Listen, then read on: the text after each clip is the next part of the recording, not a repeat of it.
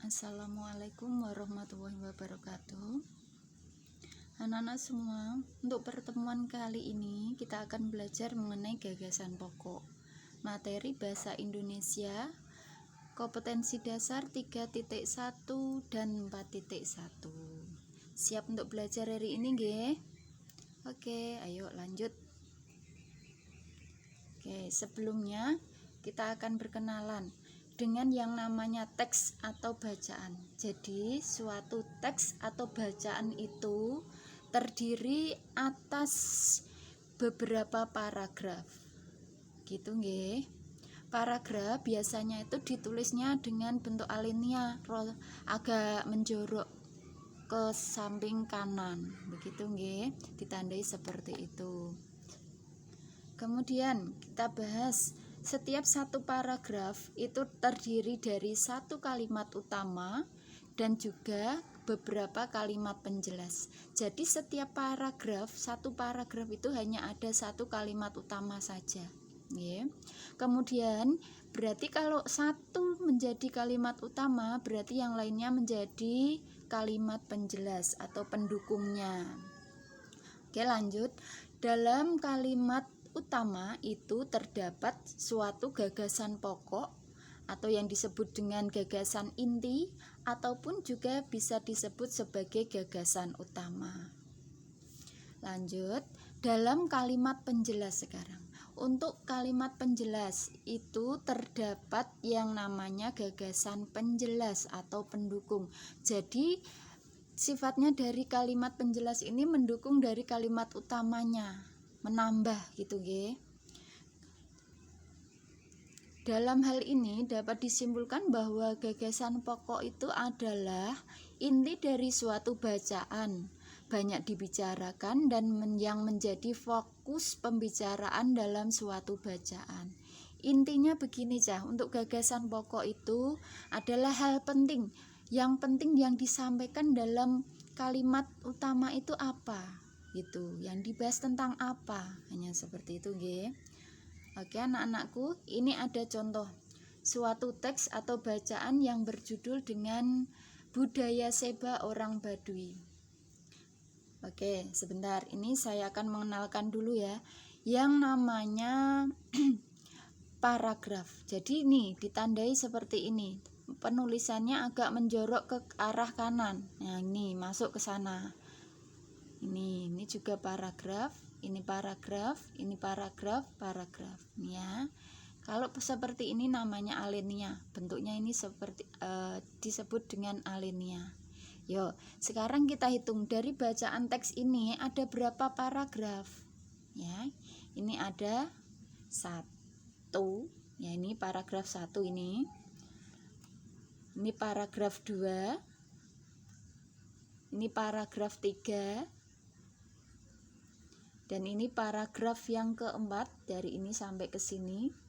Kemudian sampai ini, dari ini sampai terakhir. Tapi maaf, ini untuk slide yang ini hanya saya tampilkan gambar satu saja. Seharusnya ada 2 halaman, tapi ini yang saya ambil hanya bagian ini. Nanti untuk anak-anakku semua nanti bisa lihat pada buku kalian masing-masing ya. Nanti lanjutan dari paragraf kelima ini seperti apa, begitu nggih. Sekarang sini saya jelaskan dalam satu paragraf ini. Coba kita lihat nggih. Untuk paragraf pertama ini ada berapa kalimat Cah? Paragraf 1 dari ini sampai sini ada berapa kalimat? Ingat nggih, untuk kalimat pasti diakhiri dengan tanda titik nggih. Ini terakhir di titiknya di sini, berarti ini adalah kalimat yang pertama sampai titik ini. Berarti kemudian yang ini dari ini sampai tanda titik ini, berarti ini adalah kalimat yang kedua. Jadi paragraf yang pertama ini ada 2 kalimat gitu ya. Lanjut untuk paragraf kedua, langsung kita hitung ya. Ini untuk paragraf yang kedua ada berapa ini? Ada berapa kalimat?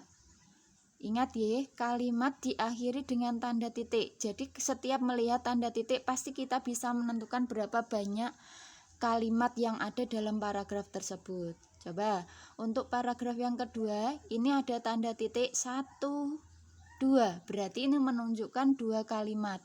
Kemudian lanjut untuk paragraf yang ketiga anak-anak. Ini untuk paragraf yang ketiga ada berapa tanda titik? Kita hitung 1, 2, 3. Berarti untuk paragraf yang ketiga ada 3 kalimat.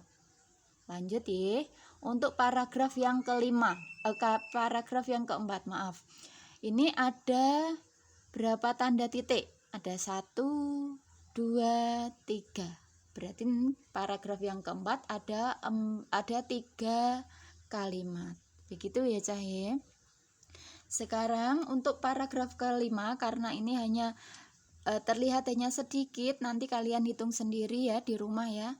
Nanti kamu cocokkan ada berapa kalimat yang ada pada paragraf yang kelima. Oke anak-anakku, untuk menentukan berapa banyak kalimat di setiap paragraf sudah paham nggih? Sekarang kita lanjut mengenai gagasan pokoknya. Coba lihat, kita kembali lagi pada paragraf yang pertama. Untuk paragraf yang pertama, ini kalimat utamanya berada di kalimat yang nomor berapa? Coba yuk. Poin pentingnya itu berada di kalimat yang keberapa? 1 apa yang kedua? Yuk. Gagasan pokoknya berada pada kalimat yang mana? 1 atau 2? Berada di kalimat yang pertama. Itu ya. Ini yang paling penting. Poin pentingnya berada di sini, di kalimat utama, di kalimat nomor 1. Oke, lanjut. Ini nggih, kita ambil yang paragraf pertama biar lebih jelas. Jadi, kalimat yang berbunyi orang Kanekes atau orang Baduy merupakan salah satu suku di Indonesia yang menutup diri dari luar. Inilah kalimat utamanya. Lah, sekarang yang saya tanyakan gagasan pokoknya. Gagasan pokok atau gagasan inti atau gagasan utamanya itu yang apa? Beda nggih, kalimat utama sama gagasan pokok beda ya. Kalau gagasan berarti hanya sedikit. Kalau kalimat utama berarti keseluruhannya. Begitu ya. Coba lihat. Ini apa? Pokok bahasannya yang ada pada kalimat ini, dari ini yang saya beri tanda merah. Apa ini? Ini apa pokok bahasannya atau gagasan utamanya?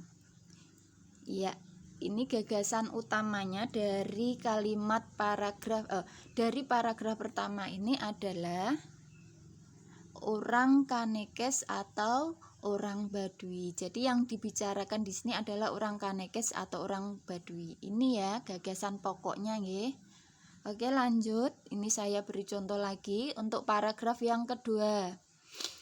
Yang sudah saya beri tanda orange ini adalah kalimat utamanya. Begitu nggih anak-anak nggih. Untuk paragraf yang kedua, kalimat utamanya yang sudah saya beri tanda warna orange. Berarti kalimat yang satunya, karena ini hanya ada 2 kalimat, ini menjadi kalimat penjelas atau kalimat pendukung. Begitu nggih. Sekarang kita tentukan gagasan pokoknya. Inti dari permasalahan itu apa yang dibicarakan? Tentang apa? Apa anak-anak?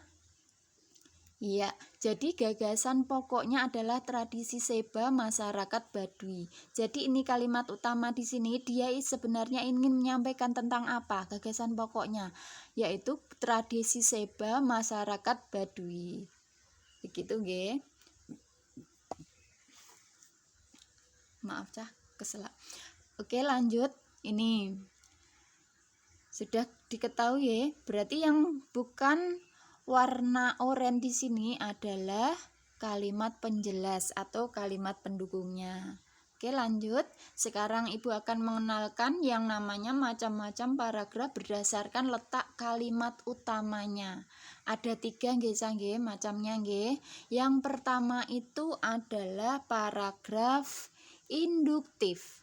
Ya, paragraf induktif itu apa? Paragraf yang kalimat utamanya itu berada di akhir paragraf.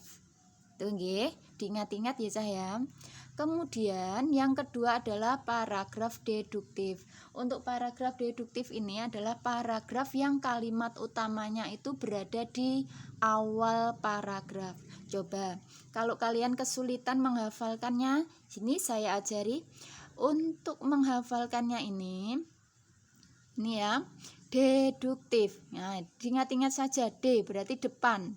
Berarti nak depan kan awal. Ya, depan awal. Berarti paragraf kalimat yang utamanya itu berada di awal. Tapi nanti jangan disampaikan kalimat utamanya di depan paragraf. Jangan seperti itu nggih, tapi sebut di awal. Nggih, depan berarti awal. Nggih. Kalau in itu artinya yang belakang ya, berarti berada di akhir. Gitu, nggih. Hafalnya hanya satu ini saja, berarti nanti kan bisa menghafal yang induktif. D depan, oh depan itu awal, begitu ya. Oke, lanjut. Yang ketiga namanya paragraf campuran atau deduktif induktif. Apa itu? Paragraf yang kalimat utamanya, maaf ini penulisannya salah ya, malah nulisnya utawa. Paragraf yang kalimat utamanya itu berada di awal dan di akhir paragraf. Jadi dicampur. Ada yang di depan dan ada di belakang. Jadi ada dua. Oke anak-anakku, untuk mengenal macam-macam paragraf sudah paham nggih? Sekarang kita kembali di sini. Untuk anak-anak, untuk mengenal gagasan pokok sudah paham apa belum ini? Semoga kalian sudah paham ya. Oke, sekarang nanti tugas kalian yaitu menentukan gagasan pokok dari paragraf yang keempat dan kelima. Nanti dilihat lagi untuk buku kalian nggih. Nanti ditulis di buku tulis kalian. Gitu nggih. Apa saja gagasan pokok dari setiap paragraf yang keempat dan kelima ini. Oke anak-anakku, untuk pelajaran hari ini cukup sekian.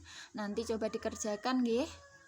Oke anak-anak, akhir kata wabillahi taufiq wal hidayah. Wassalamualaikum warahmatullahi wabarakatuh.